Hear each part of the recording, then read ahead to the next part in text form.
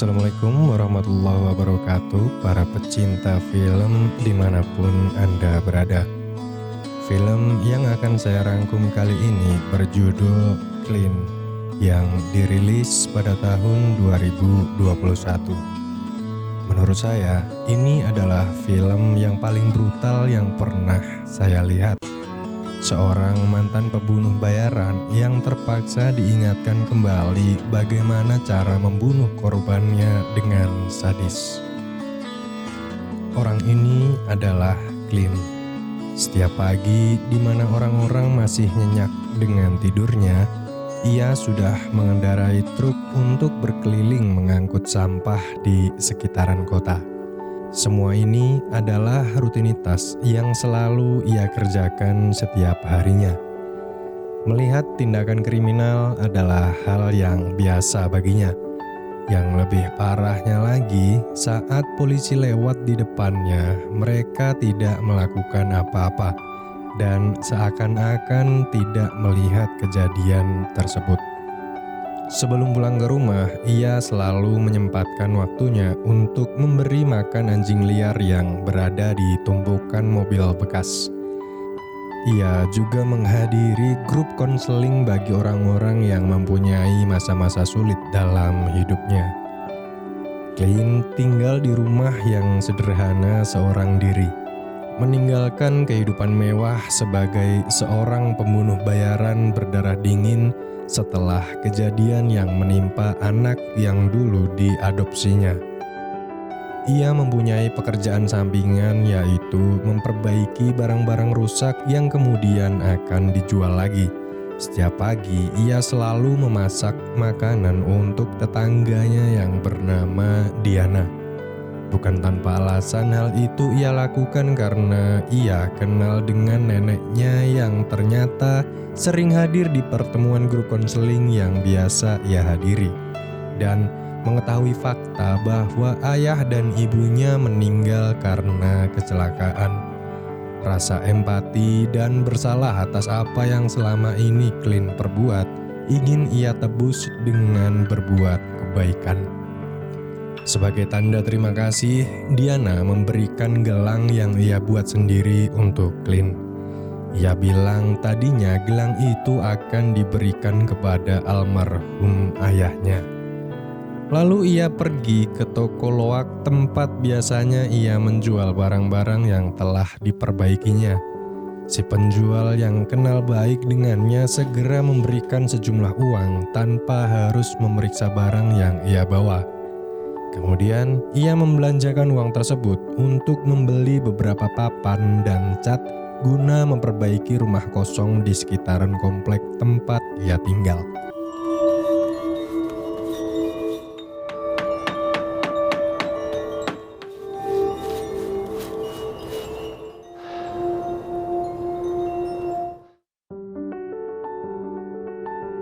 Di suatu pagi, terlihat seorang remaja yang baru saja keluar dari penjara. Anak tersebut bernama Mikey. Kedatangannya telah ditunggu sang ayah yang bernama Michael, orang yang paling berkuasa di lingkungan itu. Bahkan ia bekerja sama dengan polisi korup untuk menjalankan bisnis ilegalnya. Namun saat itu Mikey justru memilih pergi dengan teman-teman berandalannya daripada dijemput oleh ayahnya sendiri. Setiap malam Clint selalu terbangun dari mimpinya. Ia selalu dihantui rasa bersalah atas apa yang telah ia lakukan selama ini, yang tentu saja membuatnya untuk meninggalkan dunia hitam karena berkaitan langsung dengan meninggalnya sang pujaan hati, yaitu anak angkatnya. Paginya tak sengaja ia melihat Diana berjalan untuk pergi ke sekolah. Setelah ia tanyakan, ternyata bus yang biasanya menjemput anak-anak ke sekolah sekarang tidak lagi beroperasi. Lalu ia memberikan tumpangan untuknya. Sepulangnya, ia melihat beberapa anak muda yang berpenampilan layaknya berandalan sedang berpindah ke rumah yang berseberangan dengan rumah Diana. Di suatu malam, Michael menegur Mikey dikarenakan telat bekerja. Di rumah tempat mereka tinggal terlihat beberapa orang dan polisi korup sedang membongkar muatan yang ternyata setelah dibuka terdapat kokain yang disembunyikan di dalam perut ikan. Setelah mereka hitung, ternyata barang yang dikirim oleh koleganya jumlahnya kurang 5 buah. Lalu Mikey bilang kalau kekurangan yang hanya 5 buah bukanlah jumlah yang banyak. Namun Michael dengan tegasnya bilang, jika kamu meremehkan hal sepele, maka kamu tidak akan merasakan kesuksesan. Okay, Dad. Clint memberikan sepeda yang ia buat sendiri untuk Diana. Niat baik Clint disambut baik oleh neneknya. Lalu ia bercerita kalau dulu tempat ini dipenuhi dengan anak-anak yang bermain di halaman rumah. Namun sekarang lingkungan yang buruk membuat orang-orang lebih memilih untuk berpindah demi keselamatan keluarganya. Ia juga mendengar kabar kalau Clint adalah orang yang telah memperbaiki rumah terbengkalai di sekitaran komplek. Sebelum ia pergi, si nenek bilang terima kasih banyak atas apa yang ia lakukan. Bisnis ilegal yang Michael jalankan telah dibangun dari mendiang ayahnya. Bisnis turun-temurun yang membuat keluarganya sangat ditakuti oleh orang-orang yang tinggal di daerah tersebut yang tak segan-segan bertindak dengan kejam kepada musuhnya. Bahkan polisi pun tidak berani untuk menangkapnya. Yang lebih parahnya lagi, ada beberapa oknum yang menjadi bawahannya. Kita bisa saksikan bagaimana kejamnya Michael saat membunuh rekan bisnis yang mencuranginya. Father Michael Sr. Fucking guts. Rot. As soon as they get used to it.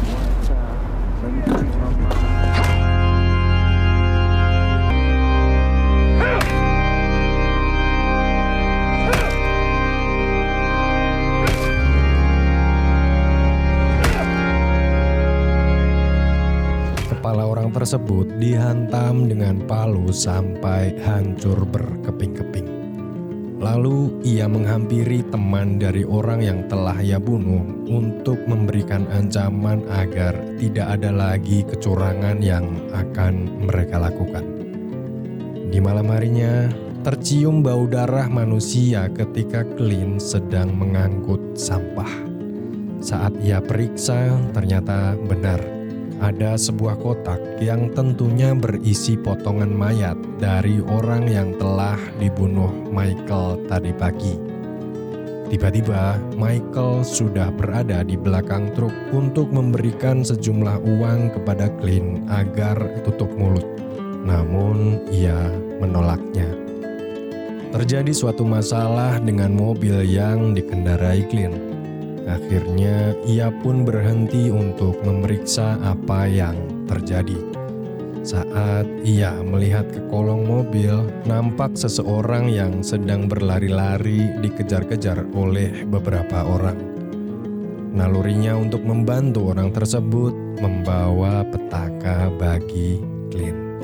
Mendadak terlihat di belakangnya ada salah satu teman geng tersebut yang memukul kepalanya dengan keras.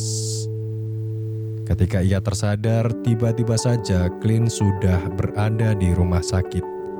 Saat itu ia teringat kembali kejadian di mana dulu anak angkatnya melihat sang ayah sedang menyuntikkan heroin ke tangannya. Clint mendapatkan beberapa jahitan di kepalanya. Saat dokter memberikan resep obat untuk ia konsumsi, Clint bilang kalau tidak membutuhkannya. Seakan-akan luka tersebut adalah hal yang biasa baginya. Malam saat pertandingan ice hockey berlangsung, terlihat tim kesayangan Mikey mencetak gol. Namun saat Michael mengajaknya bicara, ia malah asik dengan lagu yang ia dengarkan. Sang ayah yang merasa tidak dihargai segera berdiri dan bilang kalau semua orang tunduk dengannya dikarenakan ia adalah raja. Lalu tiba-tiba Mikey yang sudah muak dengan semua ini mengacungkan pisau ke ayahnya. You want to stab me? Go on, little prince. This shit! I'm done! This shit is dead! Look in the fucking mirror! Keesokan paginya, tak sengaja Clint bertemu dengan Diana sedang bergaul dengan berandalan yang beberapa hari yang lalu mereka pindah di seberang rumahnya. Ia bilang Diana untuk segera pulang. Clint takut gerombolan itu akan membawa dampak buruk terhadapnya. Kekhawatiran Clint terbukti saat suatu malam ia melihat sepeda yang ia berikan terparkir di depan rumah tempat gerombolan tersebut tinggal. Di sana terlihat remaja-remaja nakal yang sedang teler dan berpesta bersama Diana. Salah seorang dari geng tersebut ingin merekam kejadian saat Diana akan dilecehkan. Untung saja Clint datang tepat waktu untuk menyelamatkannya.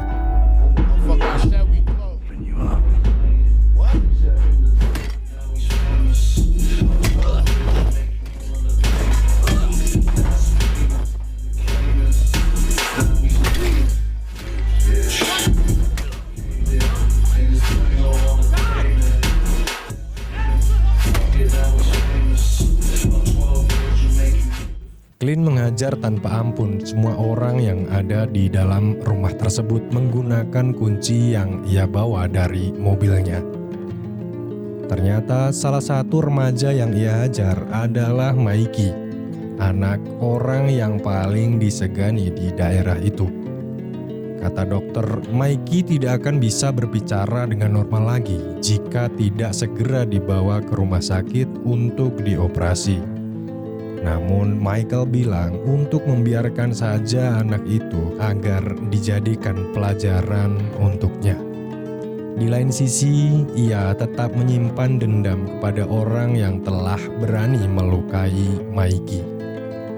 Salah satu polisi yang bekerja untuk Michael memberikan bukti rekaman kejadian malam itu.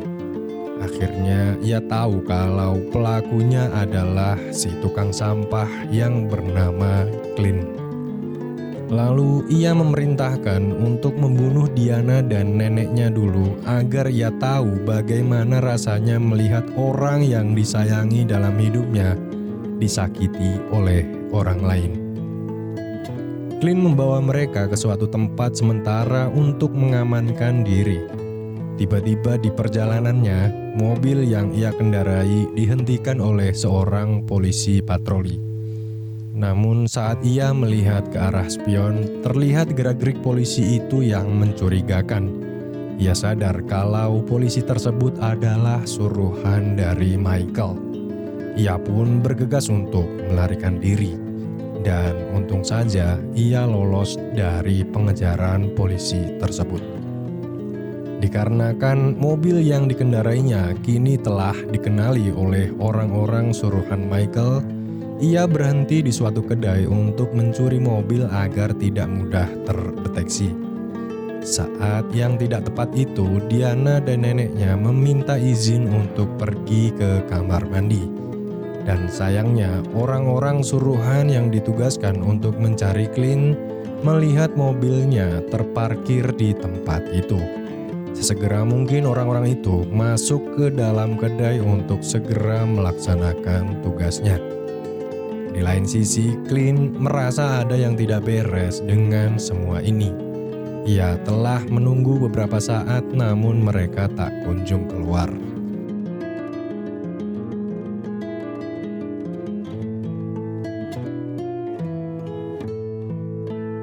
Lalu ia menghampiri salah satu komplotan tersebut dan menusuk lehernya dengan menggunakan sebuah obeng.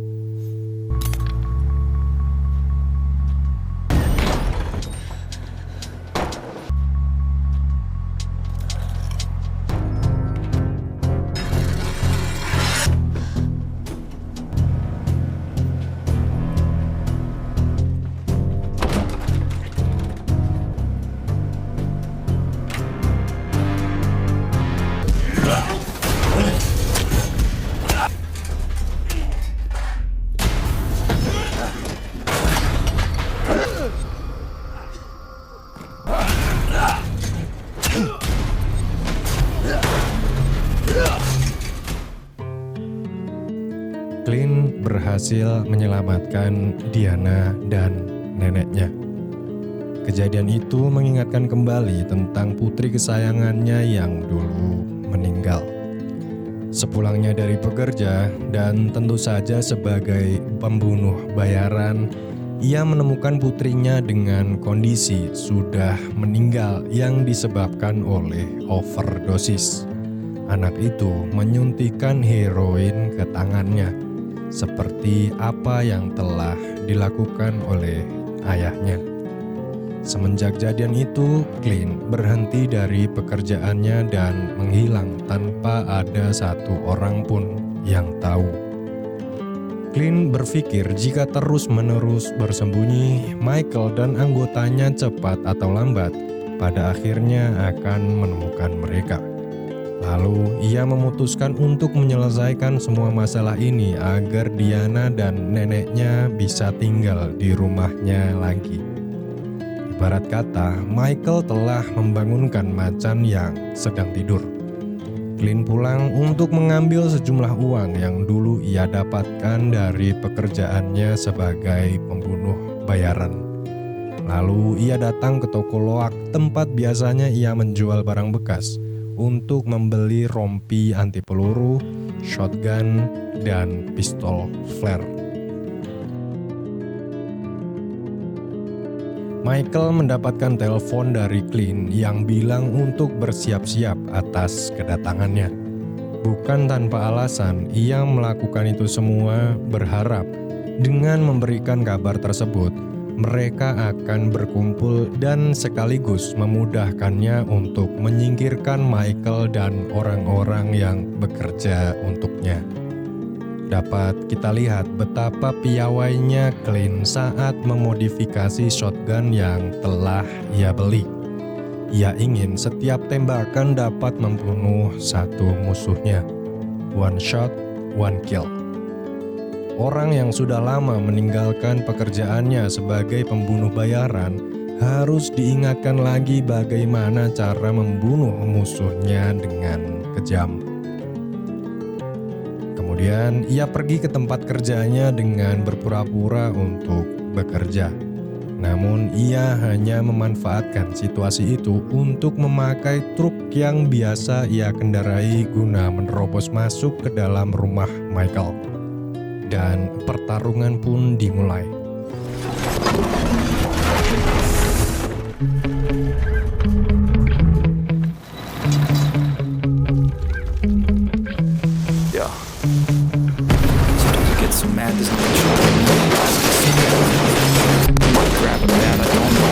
Blood boils over like, oh God, here goes. I lost all feeling from my head to my toes. You say some shit that I can't let go, so just stay tuned for the rest of the show. Come on, get out! Go! Let's go! Go!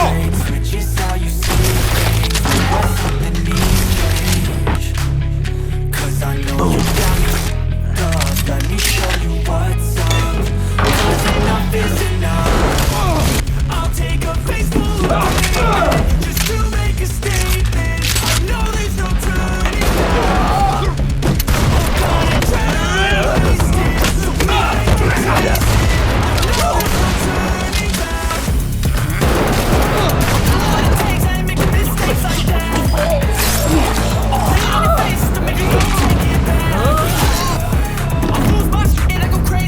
Seperti itulah bagaimana sosok seorang pembunuh bayaran yang brutal, kejam, dan tak kenal ampun untuk menghabisi semua musuh-musuhnya dan menyisakan Michael seorang.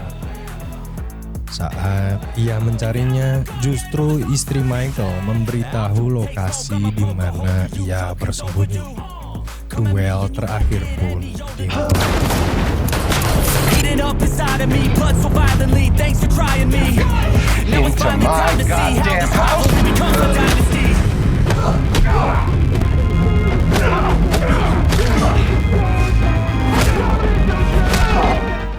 Saat Clint terdesak dan hampir kalah, ia mendapatkan semangat untuk bertarung lagi setelah melihat gelang pemberian dari Diana.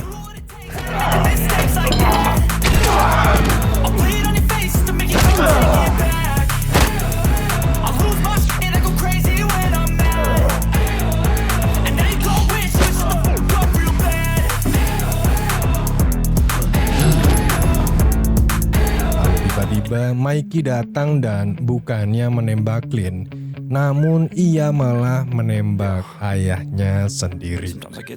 Untung saja saat ia ingin menembak Clint, peluru dalam pistol yang ia pakai telah habis. Kota kecil yang dulu dipenuhi dengan orang-orang jahat sekarang berubah menjadi tempat yang damai. Terlihat anak-anak yang mulai bermain di halaman rumah dan film pun berakhir. Assalamualaikum warahmatullahi wabarakatuh. Enough is enough. I'll take a face